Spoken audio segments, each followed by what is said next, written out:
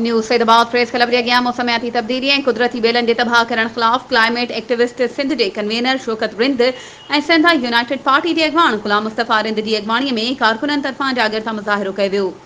Media सां ॻाल्हाईंदे अॻवाननि अंदरि सिंधु दरिया जे ॿिन्ही कपरनि सां सदियुनि दूर खां मौजूदु हज़ारे एकड़नि ते बीठल ॿेलनि वाहन ऐं शाख़ुनि समेत क़ौमी शाहराह मेराण हाईवे इंडस हाईवे टपाली रोडनि जे ॿिन्ही कपरनि खां क़दीम दौर जे बीठल वणनि खे वढे नास कयो वियो आहे। जबलनि ऐं पहाड़नि खे कटे ख़तमु कयो वियो आहे, जंहिं नतीजे में सिंध अंदरि पीअण ऐं ज़राअत लाइ पाणी जो बहिरान पैदा थियण वारो आहे।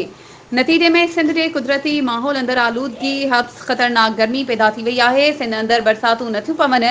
हुननि मीडिया जे अॻियां दायो आहे त सूबाई फॉरेस्ट खाते सिंध जे कामूरनि न्यू सैदाबाद ऐं मटियारी ज़िले जे समूरनि ॿेलनि ते बाअसरनि खां कब्ज़ा कराया आहिनि। कब्ज़ाखोरनि दरियाई ॿेला वढे नास कया आहिनि। वधीक ख़बरुनि ऐं अपडेट्स जे लाइ असांजे चैनल खे सब्सक्राइब कयो ऐं हा, बेल आइकन खे प्रेस करणु न विसारिजो त जीअं असांजी हर नई अचण वारी वीडियो तव्हां ताईं पहुची